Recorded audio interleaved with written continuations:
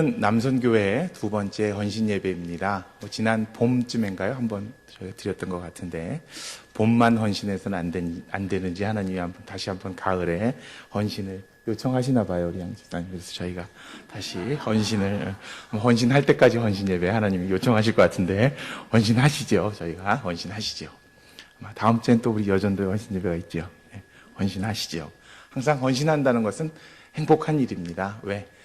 나의 몸과 나의 마음과 나의 시간을 세상에 쏟는 것이 아니라 하나님께 드릴 수 있다는 것이 얼마나 행복합니까? 이제 설교 준비하면서 되게 행복했어요. 말씀을 읽고 준비하면서 되게 행복했는데, 하나님이 저에게 주신 은혜가 우리 성도들에게, 또 우리 특별히 함께 하시는 남선교회 회원들에게, 또 찬양 올리신 우리 시온 찬양대에 함께 하시기를 간절히 소망합니다.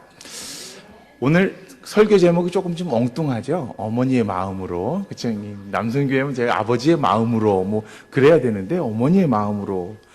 2주 전부터 하나님께서 어떤 말씀을 제 마음속에 심어주시면서 이렇게 이끄시는데, 남선교회 헌신 예배인데 이건 맞지 않아요. 저도 참 하나님께 항변을 했어요. 다른 거 달라고 그랬는데, 하나님이 이 말씀을 계속 마음에 심겨주시는데, 어저께 설교를 정리하다 보니까 그 뜻이 있으시더라고요. 그래서 그 뜻을 전하고 싶어서 또 기쁜 마음으로, 감사한 마음으로 올라왔습니다. 어머니의 마음이 교회에도 필요합니다. 어머니의 손길이, 어머니의 마음이, 어머니의 헌신이, 어머니의 기도가 교회에도 필요합니다. 교회를 보살피는 일을 우리 남선교회가 합니다. 교회가 유지되는 일도 남선교회의 손길이 필요합니다. 교회가 성장하는 힘에도 남선교회의 하나 되는 역할이 필요합니다. 저는 이 가정을 살찌우고 또 자녀를 키우고 자녀가 건강하게 자랄 수 있는데 아주 결정적인 역할을 하는 그 손길이 어머니라고 그렇게 생각을 합니다. 저 역시 그렇게 어머니의 손길에서 자라왔고요. 그것을 인정하기 때문에 우리 교회에 어머니로서의 손길, 꼭 여성의 손길을 말하는 것이 아니라 어머니로서의 손길과 힘이 필요하다고 생각합니다. 근데 그 힘을 베풀고 그 힘을 나누고 그 힘을 만들어가는 일이 바로 이 남선교회의 일이다 하는 그런 생각을 해보게 됩니다. 남자는요, 어머니를 바라고 성장합니다. 그리고 어머니를 마음속에 품고 어머니에게 가장 큰 영향을 받는다고 합니다. 심리학자가 쓴 한 칼럼을 읽고 제가 참 의아하게 생각을 했는데 이렇대요. 여성은 아버지 같은 남성을 남편으로 선택을 한대요. 여성은 아버지 같은 남자를 남편으로 데리고 오는데, 남성은 어머니와 다른 스타일의 여성을 아내로 맞이한대요. 저는 반대로 알고 있었거든요. 어머니를 좋아하기 때문에 어머니 같은 여자를 선택할 줄 알았는데 그게 아니라 이렇게 설명을 합니다. 남자는요, 어머니를 굉장히 좋아한답니다. 마음속에 어머니를 닮고 싶어하고, 자기가 남자이기 때문에 어머니를 닮지 못하는 것 때문에 평생을 아쉬워하면서 마음속에 아무리 아내가 뭐라 그러든 그 마음속에 어머니를 닮고 어머니를 닮아가면서 어머니를 바라보면서 살아간다는 거예요. 근데 묘하게 자기가 닮아가는 거하고 자기가 매력이 끌리는 거하고는 반대라는 거예요. 내가 어머니를 닮아갈수록 그 모습과 반대되는 여성한테 마음이 끌린다는 거예요. 그래서 반대되는 여성을 아내로 선택해서 결국은 고부간의 희생양이 된다라는 그 이야기가 쓰여져 있어요. 중재를 못 한다는 거예요. 근데 여자는 자라면서 아버지를 좋아하긴 하는데 아버지를 닮지를 않는데요. 왜? 엄마가 하도 한 말이 있어서 네 아버지가 이렇다 그 영향 때문에 아버지를 닮지를 않는데요. 닮지를 않아서 아버지와 반대적인 성향을 가지게 되고 결국 어떤 스타일의 마음을 뺏기느냐? 아버지와 닮은 스타일의 마음을 뺏긴대요. 그래서 데리고 와보면 그 남자 같은 경우 그렇대요. 그 얘기가 맞는지 안 맞는지 모르겠는데 어쨌든 남자들은 어머니를 마음에 두고 어머니를 닮아가는 그런 생각을 하게 됩니다. 또 제가 이렇게 남성교회에 이제 지도 교육자를 맡고 있는데 남성교회 일들을 몇 번 이렇게 참여하고 같이 해보면요. 굉장히 여성스러우세요. 우리 양집사님부터 그렇지 않으세요? 굉장히 여성적인, 굉장히 그 모습이 조심조심하시고, 그냥 눈치 보시고, 근데 여전도회원들 보면 그렇지 않아요. 목사님! 근데 남자들은요, 목사님 혹시 시간 되세요? 그러니까 굉장히 여성적인 모습이 남선교회에 있고요. 남성적인 모습이 여전도회에 있어요. 굉장히. 중년 이후에는 또 여성 호르몬이 남자들한테 막 나온대잖아요. 그러면서 그런 영향인가 보다 싶기도 해요. 저를 보니까 요즘 저도 요새 막 쇼핑하는 게 좋아지고 백화점 가면 옛날에는 막 빨리 가자 하는데 이제는 한참 있어요. 제가 아내가 빨리 가자 그러고 제가 이것저것 보려고 그러고 홈쇼핑 보면 다 사고 싶어져요. 심지어 이제 어쩌다가 보니까 여성 속옷 광고하는 게 있어요. 뭐 일주일에 이렇게 매일매일 갈아입을 수 있다 그러면서 딱 이렇게 있는데 그것도 사고 싶어지는 거예요. 저한테 필요 없는데 왜냐하면 5일만 돈을 내면 일주일 거를 준다. 2개 더 플러스 해준다는 거예요. 마음에 저거 사고 싶어. 그냥 홈쇼핑을 사도 여자 같은 마음, 뭘 해도 여자 같은 마음이 자꾸 들고 작은 거 하나만 봐도 그 마음이 울적해지고 막 슬퍼지고 하는 그런 아마 그 여성 호르몬의 양조장님도 비슷하세요? 그러실 것 같아요. 저희가 남성 교원들이 그 어쩔 수 없나 봐요. 반면에 저희 아내는 점점 더 폭력적이 되고 점점 무서워지고 남성 호르몬에 어쩔 수 없는 거죠. 그런 상황에서 남성 교회가 제대로 역할을 하려고 그러면 우리가 이 차오르는 여성 호르몬의 또 밸런스를 잘 유지하면서 거기에 적합하게 어머니의 마음을 가지고 저희들이 교회를 사랑하고 아끼고 일해야 되겠다는 생각을 본문을 읽어가면서 하게 되는 거예요. 신앙의 전달은요, 우리 믿음의 전달은 사실은 어머니 역할이 굉장히 큽니다. 특별히 유대민족 전통적으로 어머니가 신앙교육, 자식교육을 잘 감당하면서 믿음을 전수하죠. 성경을 읽다 보면 참 엄청난 어머니들의 모습을 저희들이 읽을 수 있는데요. 저는 첫째 먼저 성경 앞부분에서 하와의 이야기를 읽으면서 이런 생각을 해봤습니다. 하와가 물론 자신이 사탄의 유혹에 빠져서 범죄함으로 말미암아 엄청난 이 세상을 살면서 자식을 낳고 고생하면서 결국 육체적으로 죽을 수밖에 없는 어떤 죄인의 삶을 살게 되었습니다마는 그 상황 속에서도 하와는 800년을 살면서 계속 자녀를 낳았습니다.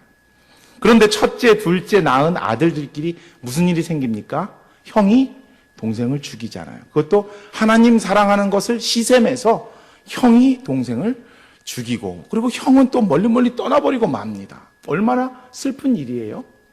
근데 이제 하나님이 다시 그 아들 말고 셋이라는 아들을 다시 주셨는데 성경을 읽다 보면 셋의 아들인 에노스 때에 사람들이 여호와 하나님의 이름을 불렀다라고 그렇게 성경에 기록되어 있어요.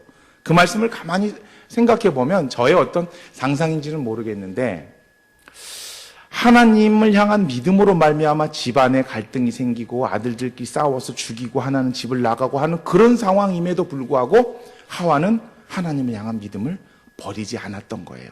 간직하고 있었던 거예요. 셋이라는 그 아들 때에 하나님의 이름을 부르고 하나님과 가까이 회복되었으면 좋았을 텐데 그렇게 성경은 기록되어 있지 않고요. 셋의 아들인 에노스 때 그때에 하나님을 불렀다라는 것이 제게는 이렇게 느껴져요. 아마 셋이 많이 방황을 했나 보다. 방황을 하고 어머니 그럼에도 불구하고 어머니 하와는 그 셋을 위해서 기도하고 헌신했던 그 믿음의 열매가 그 아들에게서 그 후대에게서 일어났나 보다라고 제 나름대로 그렇게 읽게 되는 거예요. 그러니까 가정의 어려움과 여러 가지 위기를 하와가 어머니로서 이겨냈고 그것 때문에 계속해서 사람들이 하나님을 믿고 섬기는 그 믿음의 가정이 이어지게 되고 인류가 시작됐다는 것을 알 수가 있습니다. 모세의 이야기에도 어머니의 손길이 나오지요. 바로 이 요게벳이라는 어머니죠. 모세를 뱃속에 갖고 얼마나 전전긍긍했을까요? 이 아이를 낳았는데 아들이면 아마 내가 보는 앞에서 이 아들을 죽여야 될 텐데 어떡할 것인가. 얼마나 기도했겠어요? 그런데 결국 아이가 태어났습니다. 숨겼습니다만 아이가 울기 때문에 더 이상 키울 수가 없는 상황에서 그 자기가 낳은 아들을 나일강에 띄워야 하는, 쉽게 생각하면 내가 이제 못 키우겠습니다 하고 포기하는 거지요. 하나님이 알아서 키워주세요 라고 나일 강물에 띄워야 되는, 언제 죽을 줄 모르는 그 강물에 띄워야 되는 그 일을 모세의 어머니 요게벳은 하게 되는 거지요. 근데 다행히 그 어머니의 포기와 희생과 눈물을 통해서 하나님은 모세를 세워주시고 이스라엘의 리더가 되게 하시고 이스라엘이 노예 생활에서 이스라엘 가나안 땅으로 가는 어떤 역사적인 큰 일을 감당케 합니다. 모세의 어머니의 모습 정말로 멋있습니다. 오늘 성경 본문에 나오는 한나의 이야기도, 한나가 누굽니까? 기도의 어머니 아닙니까? 기도로 아들을 낳았어요. 그 아들이 누구죠? 사무엘이죠. 사무엘이 어떤 역할을 합니까? 사사시대의 제일 마지막 사사이면서도 예언자이면서도 왕을 세우는, 이스라엘이라는 나라가 든든히 설 수 있도록 하고, 그리고 사울 왕이 하나님의 뜻대로 못하니까 다시 다윗을 세우게 되는 굉장히 큰 역할을 하는 어머니입니다. 한나가 없었으면 사무엘, 사울, 다윗으로 이어지는 이스라엘의 정통적인 왕조가 세워지기 어려웠던 것이죠. 이 한나의 이야기, 그 어머니의 손길이 이스라엘을 가능케 합니다. 신약으로 넘어오면 또 어머니 마리아의 이야기가 나오지요. 어머니, 예수님의 어머니 마리아 말씀입니다. 처녀의 몸으로 아기를 뱄습니다. 얼마나 억울하고 얼마나 답답합니까? 내가 왜 이런 수모를 당해야 되는지, 이것이 잘못 알려지면 내가 죽어야 되고 남편과 우리 집안도 다 엉망이 되고 하는 그런 어려움 속에서 마리아는 하나님의 뜻에 순종을 하지요. 내가 주의 뜻대로 이 아이를 낳겠습니다 라고 그 아들을 낳아서 키우게 됩니다. 그 아들이 바로 예수 그리스도죠. 자기의 목숨과도 바꿀 수 있도록 그렇게 선택했던 한 어머니의 모습이 구원자이신 예수님의 탄생을 저희들에게 허락합니다. 이 중에서 오늘은 이 한나의 이야기를 오늘 본문 말씀을 통해서 좀 더 구체적으로 살펴보고자 합니다. 사무엘의 어머니 한나. 근데 한나의 이야기 시작은 기쁨과 아름다운 이야기로 시작되질 않습니다. 슬픔과 어려움의 이야기로 시작됩니다. 한나에게는 자식이 없었습니다. 자식이 없었어요. 남편에게 두 아내가 있는데 한나하고 분인나가 있었는데 분인나는 아들들을 낳고 또 재산도 받고, 근데 한나는 남편의 사랑을 받음에도 불구하고 계속해서 자식을 낳을 수 없으니 그 마음이 얼마나 원통하고 얼마나 답답합니까? 비록 재산도 있었지만, 그리고 남편의 사랑도 있었지만 한나는 거기에 만족하고 거기에 머물러 버리는 사람이 아니었습니다. 한나가 선택한 방법은 하나님께 가서 눈물로 기도하는 것입니다. 또 분인나가 자기를 못되게 굴고 어렵게 하면 하나님께 가서 눈물로 기도하는 겁니다. 오늘 성경에는 한 번 나옵니다만은 아마 계속해서 억울할 때마다 하나님께 나가서 한나는 기도한 것 같아요. 하나님, 내가 이렇게 힘듭니다. 나를 좀 도와주시고, 그리고 오늘 성경 본문 말씀에는 내게 아들을 낳게 해주십시오. 그러면 내가 그 아들을 하나님께 드리겠습니다. 나시를 인으로 키워서 그 머리에 칼을 대지 않고 그가 하나님의 일을 할 수 있도록 제가 하나님께 바치겠습니다 라고 그렇게 하나님께 기도하는 사람이 이 한나입니다. 오늘 본문인 그 1장 5절 말씀을 살펴보면 이러한 이야기가 나오지요. 한나에게는 갑절을 주니 이는 그를 사랑함이라. 그가 여호와께서 그에게 임신하지 못하게 하시니. 자, 무슨 말이냐면요, 남편이 한나에게는 아주 특별히 사랑을 줘요. 많은 걸 줘요. 더 많이 챙겨줘요. 더 많이 아껴줘요. 그런데 참 한나는 하나님을 믿었는데 하나님이 한나에게 주시는 것은 무엇입니까? 오늘 한나가 뭘 하지 못하게 한다 그랬어요? 임신하지 못하게 하셨다는 거예요. 임신하게 못하게 하신 분이 하나님이시라는 거예요. 다 그 뜻이 있는 거죠. 하나님이 그에게 자녀를 주시지 않았습니다.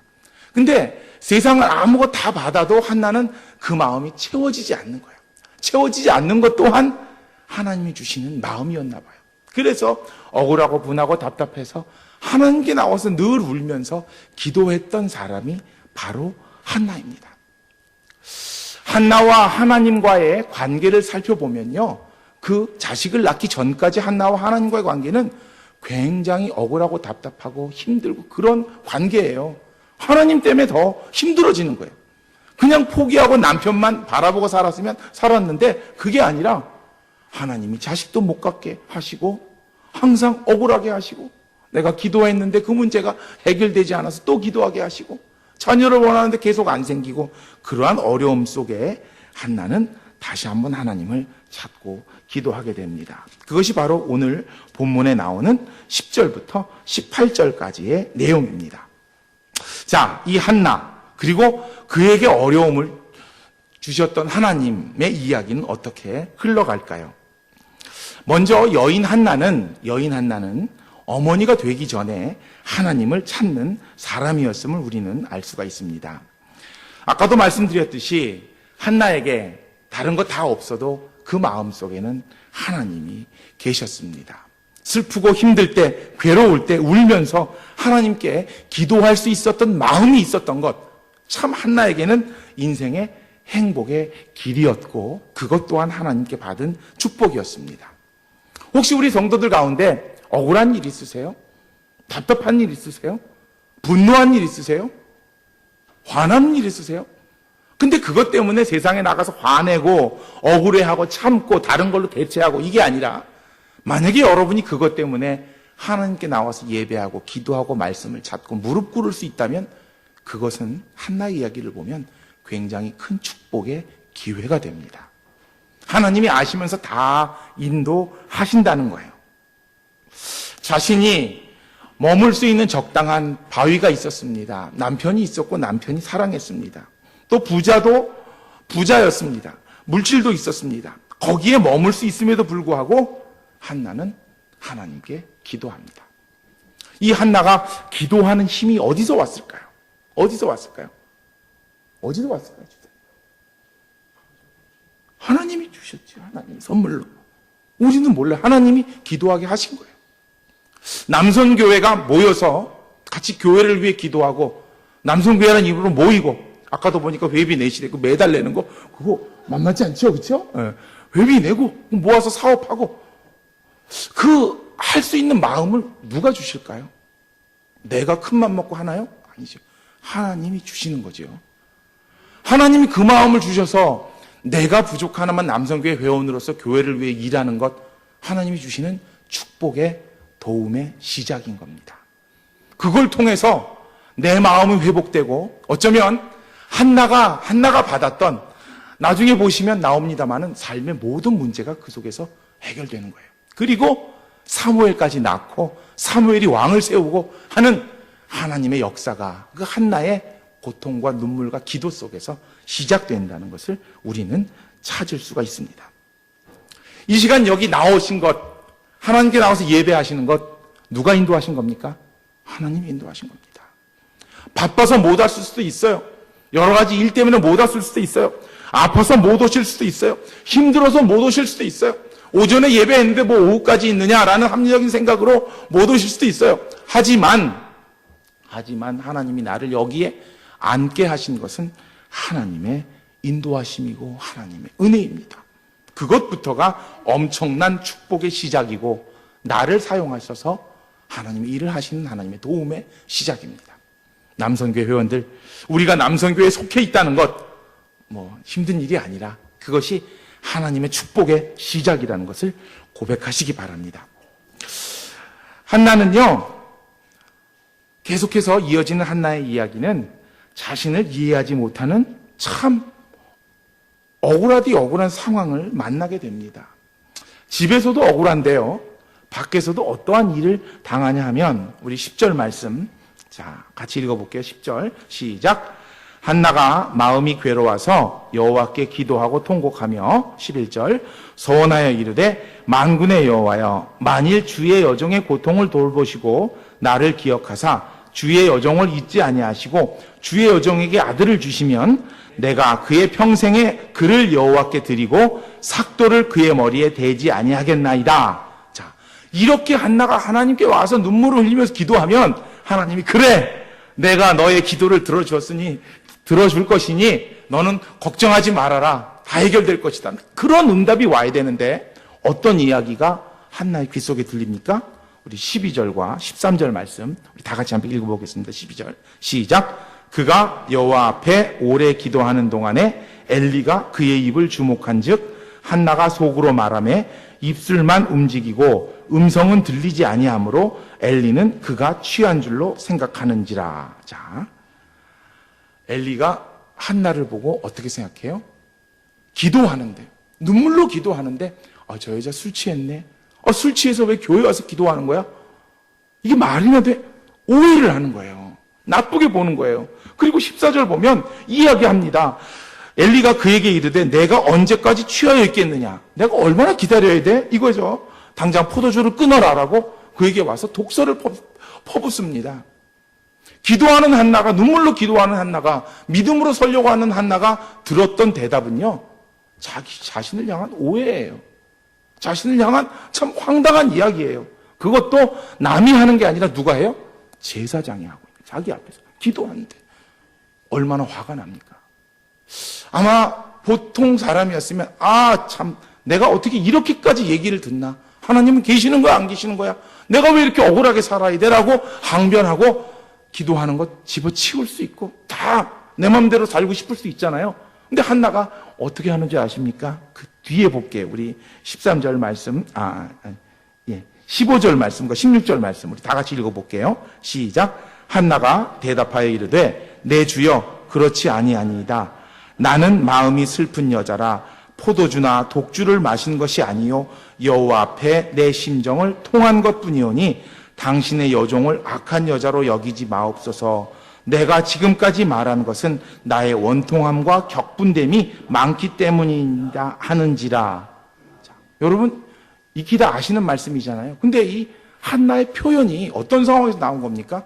굉장히 억울하고 답답하고, 그래서 하나님께 기도하러 왔는데 제사장이라는 사람이 자신을 오해하고 알아보지도 못하고 자신에게 그러니까 화나는 말을 하고, 그 상황에서 한나는 마음을 뺏기지 않는 거예요. 하나님을 향한 마음을 뺏기지 않는 거예요. 하나님을 향한 믿음을 저버리지 않는 거예요. 그것이 이 말씀 속에서 확하고 느껴져요.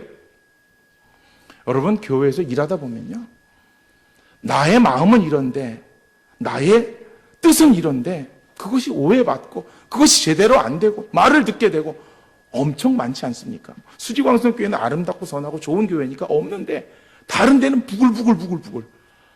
그럴 때 어떻게 해야 됩니까? 한나는요, 그때 오늘 본문 말씀에서 보면 자신의 믿음의 평정심을 유지합니다. 흔들리지 않습니다. 제사장이 그 앞에 있는데 제사장한테 이야기합니다. 내가 지금 얼마나 마음이 답답해서 기도하는데요.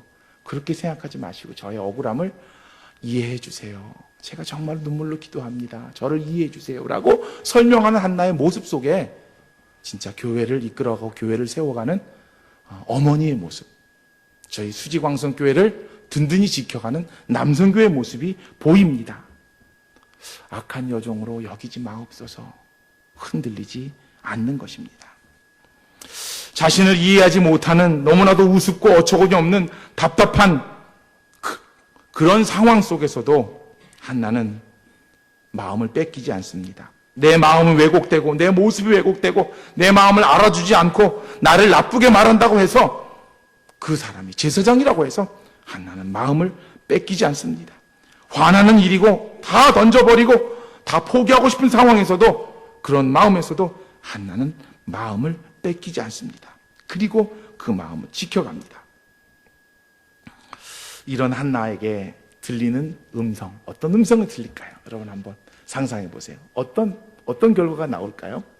그 뒤에 이어지는 17절과 18절 말씀을 우리 다 같이 읽어보겠습니다. 시작. 엘리가 대답하여 이르되 평안히 가라. 이스라엘의 하나님이 내가 기도하여 구한 것을 허락하시기를 원하노라 하니 이르되 당신의 여종이 당신께 은혜 입기를 원하나이다 하고 가서 먹고 얼굴에 다시는 근심빛이 없더라. 저 이 말씀 읽고 깜짝 놀랐어요. 설교하면서 준비하다가 한나가 이 소리를 누구한테 들었냐면요, 엘리한테 들은 거예요. 자기를 비난하던 엘리가, 자기를 오해했던 엘리가 한나가 그 상황을 믿음으로 흔들리지 않고 견뎌내니까 엘리의 입에서 무슨 이야기가 나냐면, 하나님이 네 기도 들어주실 거야. 걱정하지 말고 편안히 가라. 놀랍지 않습니까? 거기에 만약에 빼앗겨서 믿음을 저버리고 흔들리고 넘어지고 쓰러졌다면, 세상에 사람들이 그렇게 하듯이 자기를 표현하고 분노하고 그랬다면 한나, 사무엘의 어머니로서의 자격이 없는 거죠. 근데 그걸 지켜가기 때문에 한나가 그 엘리, 형편없는 제사장이었던 엘리를 통해서 이야기를 듣는 거예요. 가라, 평안히 가라. 내 뜻대로 하나님께서 해주실 것이다. 그리고 한나는 갑니다. 그리고 그 마지막에 나오는, 가서 먹고 얼굴에 다시는 근심빛이 없더라. 삶의 문제가 다 해결된 거예요. 근심할 일이 없는 거예요. 분노할 일이 없는 거예요. 슬퍼할 일이 없는 거예요. 어떻게 이런 일이 있을 수 있죠? 하나님께 기도했는데 하나님이 그렇게 인도하시는 거예요. 그리고 사무엘을 잉태하게 됩니다. 그렇죠? 그리고 사무엘을 낳고 서원대로 하나님께 사무엘을 드리고, 그리고 사무엘의 어머니로서의 멋진 인생을 살아가는 한나의 이야기가 오늘 본문에 나오고 있지요. 한 여인의 이야기가 아니라, 한 어머니의 이야기가 아니라 교회의 일을 맡은 일꾼들을 위한 하나님의 음성으로 들으시길 바랍니다. 어렵고 답답하고 힘들고 눈물 나는 일이 있다면 한나처럼 마음에 하나님을 담고 기도하러 갑시다. 기도하는 중에, 일하는 중에 오해도 받고 힘들고 짜증나고 답답한 일이 있다면 한나처럼 믿음을 흔들지 말고 믿음을 지켜봅시다. 하나님을 향한 마음을 지켜봅시다. 그리고 그 이야기하는 사람이 엘리일지라도 그곳을 향해서 나를 오해했던 그 사람을 향해서 믿음의 눈을, 믿음의 귀를 열어봅시다. 어떤 소리가 들리는지 하나님께서 저희들에게 축복하시고 인도하시는 하나님의 복음이 바로 그를 통해서, 그 입술을 통해서, 그 일들을 통해서 저희들에게 주어진다는 것입니다. 오늘 헌신 예배 드리는 남선교 회원들, 또 함께 기도하시는 우리 성도님들, 우리 찬양하시는 시온 찬양대 모두가 한나와 같은 믿음의 어머니의 마음으로 교회 일을 하시기 바랍니다. 이 세상을 사시기 바랍니다. 그리고 사무엘과 같은 믿음의 열매, 하나님의 일들을 열어가시는 하나님의 귀한 일꾼으로 쓰임받는 이 귀한 가을이 되시기를 간절히 소망합니다.